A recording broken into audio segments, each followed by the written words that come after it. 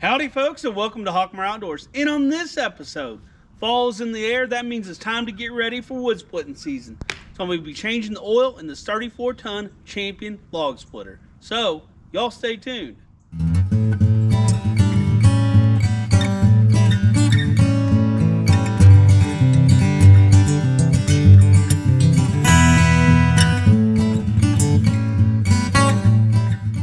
One of the first steps I like to do when I change my oil in this log splitter, I like to let it run just for a little bit, let that oil warm up a little bit. To me, I don't know if there's anything to it, but it seems like it helps it drain a little bit. So, I don't know, I'm not a mechanic. If you're looking for a how-to, this probably ain't the video for you, but it's one little tip that I do. I let it run for, just a few minutes, let that oil warm up before I drain it. I don't let it run so long that it gets hot. Because then, that could be dangerous to work with. Just for a few minutes to kind of let it get warmed up and helps it drain just a little bit better. Now that I have my engine oil warmed up, I'm going to go ahead and gather up all the tools I'm going to need for this job. This is a very easy, straightforward oil change. First, you're going to need a 12mm socket with an extension or some sort of wrench to get your drain plug out. Also, you're going to need some sort of catch pan, some drain pan to catch your old engine oil. And finally, you're going to need new oil to put in it. This Champion 34-ton log splitter, it has the 338cc engine on it.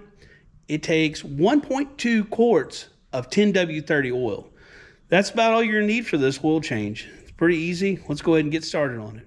When I bought this log splitter from the Home Depot, they attached the user manual on the machine itself, and the machine was kept outside. So my user's manual was completely ruined when I got it. It had gotten wet.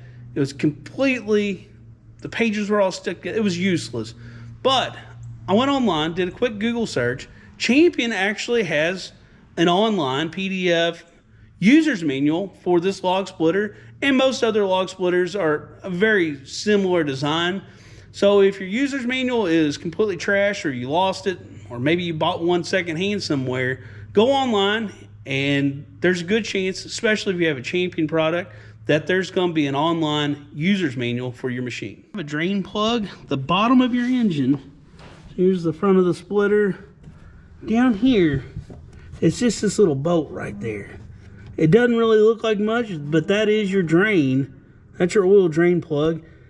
And with this Champion, this 338cc, that takes a 12mm, has a 12mm nut there, so we're going to pop that off and let it drain into this oil pan.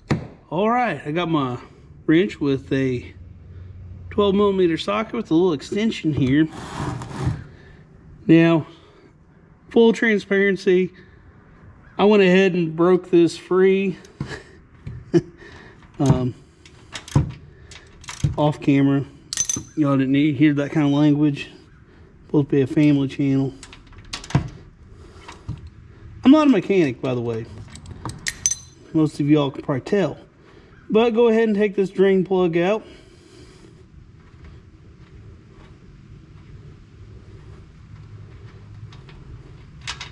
Oh, there she is. And I don't know if you can tell, that stuff is very, very dark, indicating that it's probably time to be changed. Probably past due, honestly. Set my drain up out there, and I'll let that drain out for a good long while until she stops running. I've given that oil plenty of time to drain out, at least 5 minutes, about a half a beer, I'd say. And I'm gonna go ahead and reinstall the drain plug. Now, when you're putting your drain plug in there, you want it tight, but do not over tighten this drain plug. Did it about finger tight there. And I'm just going to hit the, about a quarter of a turn, maybe a half a turn. I'd say that's all I'd want. You don't want to strip those threads out in there. Do not over tighten your drain plug when you're reinstalling. At this point, the splitter does not have any oil in it. Do not turn the splitter on at this point. You're going to damage your engine if you do that. One thing that might be handy to have around is a funnel to get in there unless you're more flexible than I am, which is a good chance in that. This is going to help a lot.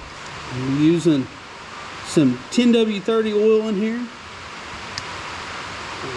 It takes 1.2 quarts of oil.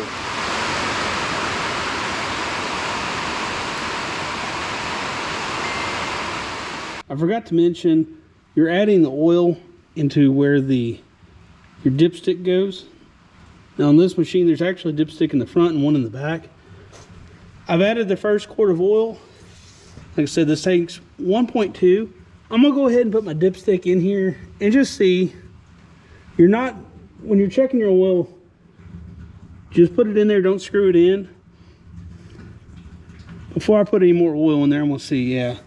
And I don't know if you guys can see that, but we have oil on the dipstick. There's probably enough leftover oil inside of the machine to make up for that 0.2.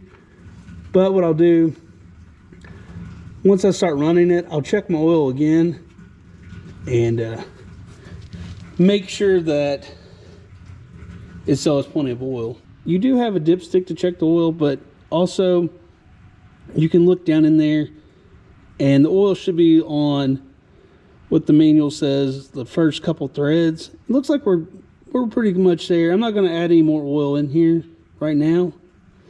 I'm going to reinstall the dipstick and we're going to call this project done. All right, here it is, folks, the moment of truth. Let's see if this bad boy turns on. Got the gas on.